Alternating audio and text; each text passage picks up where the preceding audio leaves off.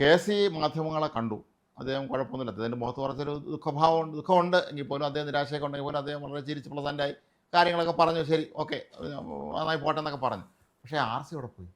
RC വീട്ടിലെ ആള് absconding ആണെന്ന് പറയാം.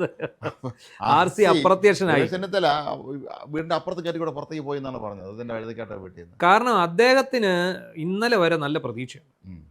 ആർക്കാ? രമേശ് ചെന്നിത്തലയ്ക്ക്. അദ്ദേഹം ഉറപ്പിച്ചിരുന്നു, മുഖ്യമന്ത്രി സ്ഥാനം അദ്ദേഹം ഉറപ്പിച്ചു. കാരണം VDയും KCയും തമ്മിലുള്ള വടംവലിക്കിടയിൽ ഒത്തുതീർപ്പ് സ്ഥാനാർത്ഥിയായിട്ട് സീനിയോറിറ്റി പരിഗണിച്ച് തന്നെ ആക്കും എന്നുള്ള ഒരു ചിന്ത RCക്ക് ഉണ്ടായിരുന്നു. പക്ഷേ ഇന്ന് നമ്മളിത് പറയുമ്പോൾ ഇതിനകത്ത് ഏറ്റവും വലിയ തിരിച്ചടി കിട്ടിയിരിക്കുന്നത് KC വേണുഗോപാൽ. അതാണ് നമ്മൾ ഏറ്റവും ശ്രദ്ധിക്കേണ്ട ഒരു കാര്യം. KC വേണുഗോപാൽ ഇപ്പോൾ AC ജനറൽ സെക്രട്ടറി കുറേ വർഷങ്ങളായി. അതെ.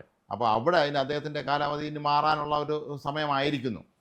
അപ്പോൾ ഇനി എന്താവും? അദ്ദേഹം കോൺഗ്രസ് പ്രസിഡന്റ് ആവാൻ സാധ്യതയുണ്ടെന്നൊക്കെ ഇപ്പോൾ വാർത്തകൾ പുറത്തു വരുന്നുണ്ട്. കാരണം ഖാർഗെ കുറച്ച് പ്രായത്തിലുള്ള ആളായതുകൊണ്ട് തന്നെ അദ്ദേഹത്തെ AICC പ്രസിഡന്റ് ആക്കി ഒരു പരിഹാരം കാണാനാണ് രാഹുൽ ഗാന്ധി ശ്രമിക്കുന്നതെന്നാണ് പറയപ്പെടുന്നത്. അതെ, അവിടെയാണ് രാഹുൽ ഗാന്ധി ശ്രമിക്കുന്നതെന്ന് പറയുന്നു. അത് എത്രത്തോളം പ്രാവർത്തികമാകുമെന്ന് നമുക്ക് അറിഞ്ഞുകൂടാ. കാരണം ഈ 3 പേരെ സംബന്ധിച്ചിടത്തോളം ഇതൊരു സുവർണാവസരമാണ്. അതെ, ഇനി ഇത് ഒരു ഭരണം ഇവിടെ കിട്ടണമെന്ന് ഇല്ല. 5 വർഷം കഴിഞ്ഞിട്ടുള്ള കാര്യമാണ്. അതെ, അപ്പോഴത്തേക്ക് എന്തൊക്കെയായിരിക്കും ഇവിടെ മാറി മറിയുക എന്നുള്ളത് ആർക്കും അറിയില്ല. അപ്പോൾ അവരുടെ ലാസ്റ്റ് വണ്ടിയാണ് എല്ലാവർക്കും. അതെ, അതാണ് ഇതിനകത്ത് വന്നിരിക്കുന്നൊരു പ്രശ്നം.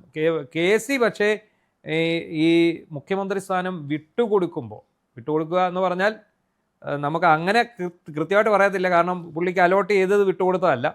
ഈ മുഖ്യമന്ത്രി സ്ഥാനത്തിൻ്റെ മത്സരത്തിൽ നിന്ന് അദ്ദേഹം പിന്മാറുമ്പോൾ അതിനകത്തുണ്ടായിരുന്ന ഒരു കാരണം, അദ്ദേഹത്തിന് ഒരു വാഗ്ദാനം കിട്ടിയിരുന്നു. ഒന്നുകിൽ അദ്ദേഹം AICCയുടെ പ്രസിഡൻ്റാകും, അല്ലെങ്കിൽ അദ്ദേഹത്തിൻ്റെ നോമിനികൾക്ക് ഇവിടെ കൂടുതൽ മന്ത്രിസ്ഥാനം എന്നുള്ളത്.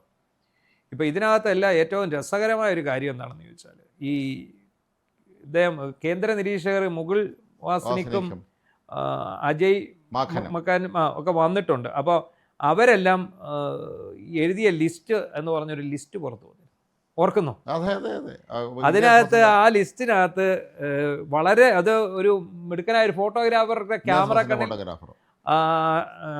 അലക്ഷ്യമായിട്ട് അല്ലേ എടുത്ത ഒരു പടമാണെന്ന് വേണമെങ്കിൽ പറയാം. ഇത് എനിക്ക് തോന്നുന്നു അദ്ദേഹം സൂം ചെയ്തെടുത്തപ്പോൾ ഈ അബദ്ധത്തിൽ ഈ ക്യാമറ കണ്ണിൽ പെട്ടുപോയതാണ്. അപ്പോൾ ഇത് എടുത്തു കഴിഞ്ഞപ്പോൾ ഉള്ള എന്താ നോക്കുമ്പോൾ മുഴുവൻ KC അതിന് നേരെ. അപ്പോൾ RCയും VDയൊക്കെ വിശ്വസ്തരെന്ന് എഴുതിയിരുന്നവർ പോലും KC ഈ IC ബാലകൃഷ്ണൻ പോലും KC + RC എന്നായിരുന്നു. അപ്പോൾ അവിടെ എന്ത് സംഭവിക്കുന്നു? VD ഇല്ല അതിനകത്ത്. ഇത് അയാൾ പ്ലസ് ഇട്ട് എഴുതിയപ്പോഴെങ്കിലും VD വരണ്ടേ? ഇപ്പൊ ഈ ഇതിന് നേരെ ഓപ്പോസിറ്റ് ആയിട്ടാണ് കാര്യങ്ങൾ സംഭവിച്ചത്. അതെ, അല്ല, ഇവരെല്ലാം കരുതിയിരുന്നത് KC തന്നെ വരും എന്ന് തന്നെയായിരുന്നു. അപ്പോൾ KC AICCയുടെ ജനറൽ സെക്രട്ടറി സംഘടനാ ചുമതല എന്ന് പറയുമ്പോൾ ഏറ്റവും പവർഫുള്ളാണ്. അങ്ങനെ ഒരാളെ പിണക്കിയാൽ കോൺഗ്രസിൻ്റെ കാര്യം അറിയാമല്ലോ, ഈ മോൾത്തട്ടുള്ളവനെ പിണക്കി കഴിഞ്ഞാൽ അവൻ്റെ മുന്നോട്ട് പോകാൻ പറ്റില്ല, അവൻ്റെ ഏർപ്പാട് തീർന്നതായി. അപ്പോൾ അതുകൊണ്ട് തന്നെ ഭയന്ന് മുഴുവൻ പേരും KCയോട് സ്നേഹം കൊണ്ടെന്നായിരിക്കില്ല, വിധേയത്വം പ്രകടിപ്പിച്ചായിരിക്കും, ഞങ്ങൾ അങ്ങയുടെ ഒപ്പം തന്നെ ആണെന്ന് കാണിച്ചതായിരിക്കാം. പക്ഷേ ഈ കോൺഗ്രസ്സിലൊരു കാര്യം എന്താണെന്നറിയാമോ? ഈ അങ്ങനെ KCയുടെ പോയവർക്ക് ടെൻഷൻ എടുക്കേണ്ട കാര്യമൊന്നുമില്ല. ഈ അധികാര കേന്ദ്രം എവിടെയാണ് നിൽക്കുന്നത് കോൺഗ്രസ്സിൽ, അവിടെ എല്ലാവരും ചുറ്റിക്കൊടുക്കും. അപ്പോൾ ഈ അന്ന് KCക്ക് വേണ്ടി കൈവക്കിയ എല്ലാം കൂടെ കൂട്ടത്തോട് ഇനിയും വീടിനെടുത്ത് വരും. അത്രേ ഉള്ളൂ, അവിടെ വന്ന് നിൽക്കും. അതങ്ങനെയാണ് എപ്പോഴും. അല്ല, ഇപ്പോൾ ഇതിനകത്ത് MLA-മാരുടെ പിന്തുണ മൊത്തം KCക്കായിരുന്നു. അതിന് ഒരു പ്രധാന കാരണമുണ്ട്. സീറ്റ് നിർണ്ണയിച്ചതും സീറ്റ് അലോട്ട് ചെയ്തതും ഒക്കെ KC ആണ്. അപ്പം അദ്ദേഹം അന്ന് VD സതീശൻ സ്വീകരിച്ച ഒരു പ്ലാൻ ഉണ്ടായിരുന്നു, MP-മാർ മത്സരിക്കേണ്ട.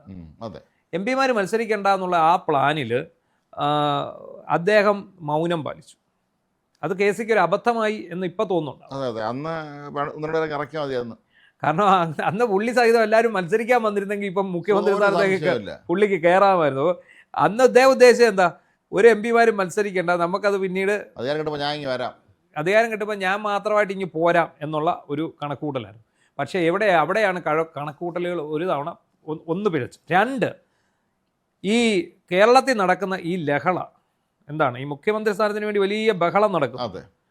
എനിക്ക് തോന്നുന്നത് ഇവർ സോഷ്യൽ മീഡിയയും ടെലിവിഷൻ ചാനലുകളും പിന്നെ ഉള്ള ഒരു സാമൂഹിക അവസ്ഥയും കൃത്യമായി നിരീക്ഷിച്ചിട്ടുണ്ട്. ഹൈക്കമാൻഡ് അത് നിരീക്ഷിച്ചപ്പോൾ എന്താ കാണുന്നത് മുഴുവൻ VD സതീശന് വേണ്ടിയുള്ള ജനപിന്തുണയാണ്. ജനം തെരുവിലിറങ്ങുകയാണ്. അപ്പം നമ്മളിപ്പോൾ ഇത് കണ്ടപ്പോൾ നമ്മൾ കഴിഞ്ഞ ദിവസം അത്ഭുതപ്പെട്ടു പോയി. എടാ ഈ നാട്ടുകാർ മുഴുവൻ നോട്ട് ചെയ്തത് സതീശനെ മുഖ്യമന്ത്രിയാക്കാൻ വേണ്ടിയാണല്ലോ എന്നുള്ളൊരു ചിന്ത സത്യമായിരുന്നു. നമ്മൾ പിണറായി അടിച്ചോടിക്കാൻ വേണ്ടിയാണെന്ന് കരുതുമ്പോൾ പോലും അതിന് പകരം ആൾട്ടർനേറ്റീവായിട്ട് സതീശൻ വരുമല്ലോ എന്നുള്ള പ്രതീക്ഷ അവർക്കുണ്ടായിരുന്നു. അതാ. അപ്പോൾ ഈ വേറൊരു കാര്യങ്ങളുണ്ട് ഇതിനകത്ത്. ഈ പിണറായി വിജയനാണ് പല സർവേകളിലും അടുത്ത മുഖ്യമന്ത്രി എന്ന് പറഞ്ഞ് നിന്നത്. പക്ഷേ ആ പിണറായി വിജയൻ ദയനീയമായിട്ട് തോറ്റമ്പി ദയനീയ അവസ്ഥയിലേക്കായി പോകുന്നതാണ് നമ്മളിപ്പോൾ കണ്ടുകൊണ്ടിരിക്കുന്നത്. സ്വന്തം പാർട്ടിയിലും ജനങ്ങൾക്ക് മുന്നിലും എല്ലാം അദ്ദേഹം മോശക്കാരനായി. അതെ. അപ്പോൾ എന്താണ് ഇവിടെ സംഭവിച്ചിരിക്കുന്നത്? ഇവിടെ അപ്പോഴത്തേക്ക് വി ഡി സതീശൻ്റെ കരിയർ ഗ്രാഫ് ഉയർന്നു വല്ലാതെ ഉയർന്നു. അദ്ദേഹത്തിൻ്റെ ഈ ഒറ്റ പോക്കാണ് അദ്ദേഹം വളരെ പെട്ടെന്ന്. അദ്ദേഹം നേരത്തെ മന്ത്രിയായിട്ടില്ല, DCC പ്രസിഡന്റ് ആയിരുന്നിട്ടില്ല, അതുപോലെ അദ്ദേഹം KS-ന്റെ യൂത്ത് കോൺഗ്രസിന്റെ സംസ്ഥാന പ്രസിഡന്റ് ഒന്നും ആയിട്ടില്ല. അദ്ദേഹം മറ്റു പല ഭാരവാഹികളും ആയിരുന്നുണ്ടെങ്കിൽ പോലും സാധാരണഗതിയിൽ എപ്പോഴും മന്ത്രിയൊക്കെ ആവുന്ന ആളുകൾ അല്ലെങ്കിൽ KPCC പ്രസിഡന്റ് ആവുന്ന ആളുകൾ ഇങ്ങനെ കയറിയായിരിക്കുമല്ലോ വരുന്നത്. ചെന്നിത്തല എല്ലാവരും അങ്ങനെയാണല്ലോ. അങ്ങനെ അല്ലാതെ പെട്ടെന്ന് ഒന്ന് ഹൈ സ്പീഡിന് പോയി. അദ്ദേഹത്തിന് വി ഡി സതീശന് ന്യൂ ജനറേഷനെ ആകർഷിക്കാനും സോഷ്യൽ മീഡിയ വഴി കൃത്യമായിട്ട് എനിക്ക് പറയാനുള്ള കാര്യങ്ങൾ അവരിലേക്ക് എത്തിക്കാനും അദ്ദേഹത്തിന് കഴിഞ്ഞു. മറ്റുള്ളവർക്ക് പലർക്കും സ്വന്തം മൊബൈൽ ഫോൺ എടുത്ത് എങ്ങനെയാണ് അതിലൊന്ന് ഫേസ്ബുക്കോ അല്ലെങ്കിൽ വാട്സപ്പോ ഒക്കെ നോക്കേണ്ടതെന്ന് പോലും അറിയാതെ വേറെ ആരെങ്കിലും ഏൽപ്പിച്ചിട്ട് അവർ ചെയ്യുന്ന അബദ്ധങ്ങൾക്ക് അവസാനം സമാനം വരേണ്ട അവസ്ഥയിലുള്ള പല കോൺഗ്രസ് നേതാക്കന്മാർ.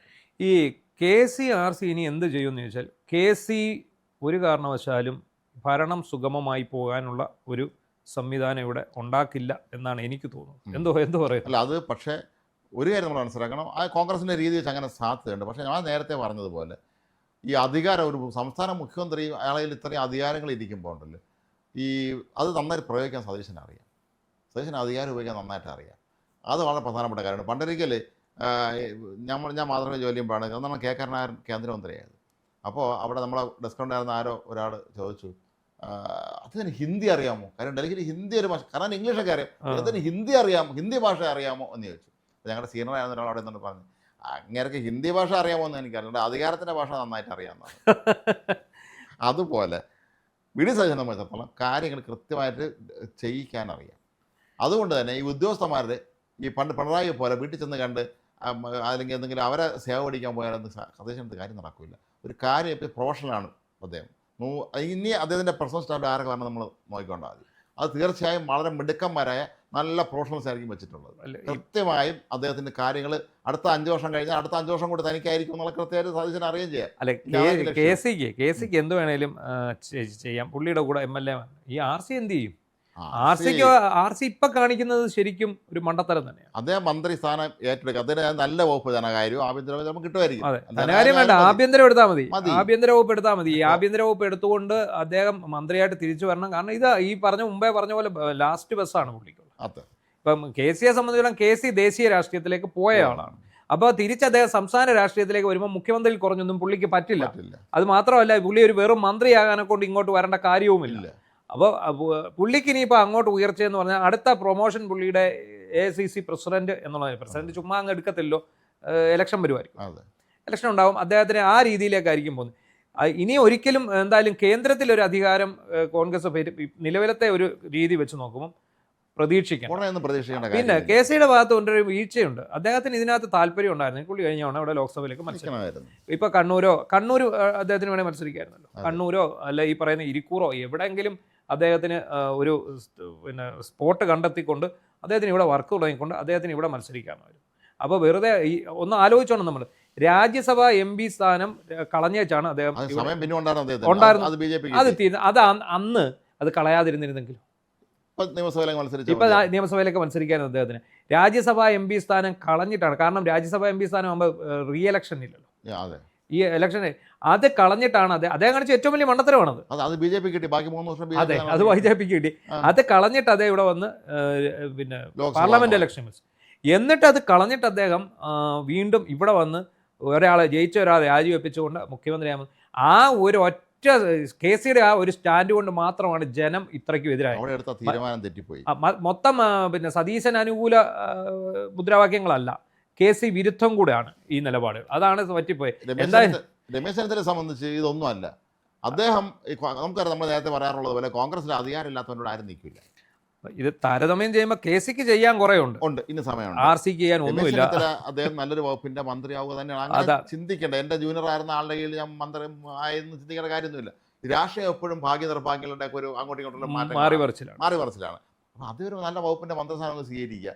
മന്ത്രിസ്ഥാനം സ്വീകരിച്ചിട്ട് മന്ത്രി അല്ലെങ്കിൽ അത് MLA ഹരിപ്പാട് MLA മാത്രമാണെങ്കിൽ പിന്നെ കുറച്ച് കഴിഞ്ഞാൽ വീട്ടിൽ സന്ദർശകരുടെ എണ്ണം പോലും കുറയും. അതാണ് സത്യം. കുറേ നാൾ മുമ്പ് രാജ്ഭവൻ എത്താനിരിക്കുക ഒരു ഇന്റർവ്യൂ പറയുന്നത് ഞാൻ കേട്ടിരുന്നു. അദ്ദേഹം പറയുന്നുണ്ട് ഞങ്ങളുടെ കോൺഗ്രസ് പാർട്ടിയിൽ സ്ഥാനമാനവും പദവിയൊന്നും ഇല്ലെങ്കിൽ ആരും തിരിഞ്ഞു നോക്കി കല്യാണത്തിന് പോലും വിളിക്കില്ലെന്ന്, മക്കളെ കല്യാണത്തിന് പോലും വിളിക്കില്ലെന്ന് പറയുന്നുണ്ട്. അത് സത്യമാണ്. അതൊക്കെ അദ്ദേഹം അനുഭവിച്ചിട്ടുള്ളതാണല്ലോ. അതുകൊണ്ടാണ് അദ്ദേഹത്തിന് അറിയാമല്ലോ. അപ്പോൾ രമേശ് ചെന്നിത്തല അതുപോലെ വയലാർ രവി ആന്റണി ഗ്രൂപ്പിലെ ഏറ്റവും പ്രധാനപ്പെട്ട ആളായിരുന്നിട്ട് അദ്ദേഹം അപ്പുറത്ത് കർണാടകയുടെ കൂടെ പോയി. ഇപ്പൊ അദ്ദേഹത്തെ ആരും തിരിഞ്ഞു നോക്കുന്നുണ്ട്. അദ്ദേഹത്തിന്റെ അദ്ദേഹം കുറച്ച് വാർദ്ധക്യത്തിന്റെ പ്രശ്നങ്ങളൊക്കെ ഉണ്ട്, അദ്ദേഹം ക്ഷീണിതനാണ്. പക്ഷെ അദ്ദേഹം അപ്പുറത്ത് പോയിട്ട് അദ്ദേഹം കർണാടകയുടെ പോയി AK പരാജയപ്പെടുത്തി KPC പ്രസിഡന്റായി. പക്ഷേ എൻ്റെ അടുത്ത് അന്നൊരു ഈ ഗ്രൂപ്പുകാർ ഒരാൾ പറഞ്ഞത്, ഇദ്ദേഹം കർണാടകയുടെ അടുത്ത് പോകുന്നതിന് മുമ്പേ തൻ്റെ ഗ്രൂപ്പുകാരുടെ അടുത്ത് പറഞ്ഞു, ഗ്രൂപ്പിൻ്റെ ഏറ്റവും വലിയ നേതാക്കളുടെ ആളാണ്, ഞാൻ കർണാടകയുടെ പോകണമെന്ന് പറഞ്ഞു. അതിൻ്റെ അർത്ഥം നിങ്ങൾ എൻ്റെ കൂടെ വരണം എന്നാരൊക്കെ അദ്ദേഹം ഉദ്ദേശിച്ചത്. അവരാരും പോയില്ല. ഇദ്ദേഹം മാത്രമായി അവിടെ കർണാടക ക്യാമ്പിൽ ചെല്ലുമ്പോൾ അദ്ദേഹം ഒറ്റയ്ക്കാണ് KPC പ്രസിഡന്റ് ആക്കി. പക്ഷേ അതിന് ഇരിക്കാൻ സമ്മതിച്ചിട്ടില്ല.